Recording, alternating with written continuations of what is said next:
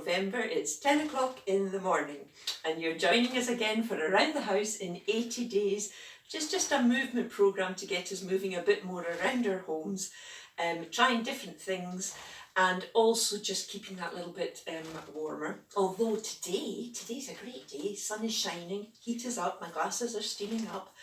Okay, just to get started, remember the floor space has to be as clear as it can be of tripping hazards. You're wearing good supportive footwear, folks, and remember that you're working within your own safety and your own capacity. So no more chatting from me, you know what to do now. We always begin with a warm up. This could be toe tapping, or if you like it can be marching, you choose.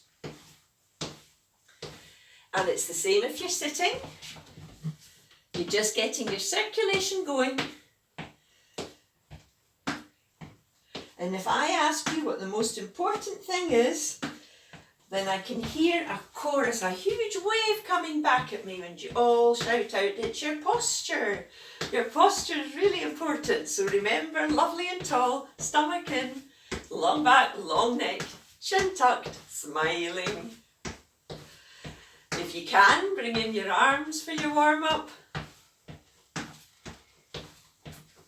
Something I haven't mentioned as yet is the need to keep drinking some water. So it is quite good to have some water handy. I've got some dotted around the room just now so I can reach it quite easily. Water helps everything. It helps you move more easily, but it helps you think better, helps that gorgeous brain.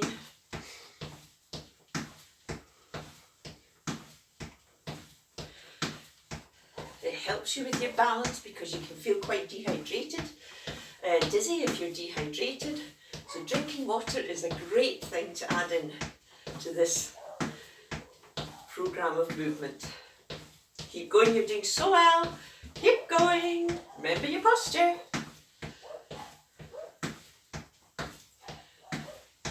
And come into your neutral position. Remember, your neutral position is just a lovely pause. Just checking my notes again. I've got a memory like a sieve. Now, our first move today is going to be side steps. So, again, using support if you need to. You're going to take your weight onto one leg, step out to the side, transfer your weight and bring your other foot in. Weight onto one leg, step out to the side, transfer your weight and bring the other foot in. If you can, I would like you to try 2 side steps. I'm just going to watch my chair here. 2 side steps in the one direction, 2 side steps in the other direction, with or without support depending on how you're doing. Remember, if you're sitting, and I'll actually use the bed to show you this so that my feet are in view. If you're sitting, remember it's a small step out to the side because your hips won't let you go too far. Bring the other foot over, return to the middle position, small step out to the other side, bring the other foot over and return to the middle position. All the while you're pulling in your stomach, making your back long, making your neck long, so that you're getting the most out of this move and you're really working on your balance. And remember, folks, if you are working on the end of a bed, beds can be a wee bit springy, so you might need to sit a little bit further back on the bed, and it might help you if you press down into the mattress. That just helps you grow taller and keeps your balance when you're doing the moves. If, however, you're sitting on a chair, remember our preferred posture on a chair is always on the front third of the chair. And you can use the chair for support if you need to and for keeping lovely and tall. Why side steps? Side steps are just great for so many reasons. They help with our hip mobility for a start. They help if we need to step around objects. They help us for doing things, so in smaller spaces like this space here where there's not much of a gap between my wall and my bed. It helps me when I'm making the bed if I can do side steps. So really good move to practice, side steps. Come back into your neutral position. Just check your posture, whether you're sitting or standing.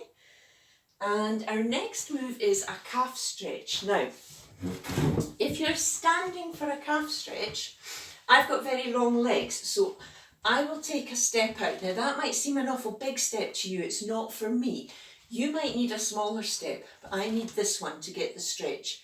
I just take my weight through my front leg and feel my heel pressing into the floor, my back heel pressing into the floor for the calf stretch. And then I come back to standing, and then I do the other side. And I hold that move for maybe 5-8 seconds. If you are sitting, again I'll use the bed to show you this one. One leg stays at right angles, the other leg comes out. I've got a lovely tall posture, I don't lean at all, and I bring my toe up towards me, hold, and release. And then I do the same on the other side. I stretch a leg out, I don't lock my knees, I keep lovely and tall, and I bring the toe towards me, and I can feel that stretch on my lower leg, and then I release my toes down. Why calf stretches? Well, calf stretches are absolutely fantastic for helping you with your normal walking, helping you going up stairs, for example, but also helping just keeping the back of the leg limber and flexible. Helps with so many things that we need to do when we're reaching. So for example, things like putting creams on or reaching down for toes. We're going to show you other moves that are going to be even more helpful for that as we go through the program. But calf stretch, a lovely one to do and a very important one to do. Now we're moving from our calf stretch to contemplating our day with a one-legged stand, a flamingo stand. We're all going to be perfect flamingos. So for this, again, you may decide you need some support. Your feet are facing forward, you're in a lovely tall neutral position. You take your weight onto one leg and you bring your foot up. Did I just catch my bed covers? Yes, I did. That's not a clever thing to do. I'll take a step forward. Here we go. And I'm going to just try to hold that, contemplate the day, looking out the window. I can hear my dogs barking in the garden. And then come down, and you're going to repeat on the other side. Now you may decide that you can try this with your supports nearby, but not holding on. But just so long as you have some support nearby for those little wobbles. If you need to touch down, do. Obviously, the longer you can manage to hold this, the better your balance is becoming. Now for the seated version, we're going to actually do something different. We're going to work on the back of knee and strengthening our back of knee. So lovely upright posture, and you're just going to draw one foot back so that you get a squeeze behind your knee. And then same on the other. And hold, and this is going to be so good for back of knee strength. Well done everybody. We're at the end of the moves for this morning. What I'd like you to do now is just your cool down, and again you choose marching, toe tapping, and while you're doing that, please keep doing that, seated or standing.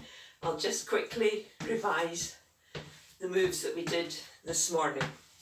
So we started off with some side steps. We moved on to some calf stretch, pushing through that back heel, and the seated version of the calf stretch, which was bringing our toe up towards us. And then we finished up with our flamingo stand. Or if we were sitting, we did some back of knee strength. Holds. Well done, folks. Looking forward to seeing you again at 1 o'clock for some kitchen capers. If you have enjoyed your session, please leave us a comment or press the like button. If you can, have another wee practice of those moves before we see you at lunchtime. That is absolutely fantastic. Take care, have a beautiful morning. Bye-bye.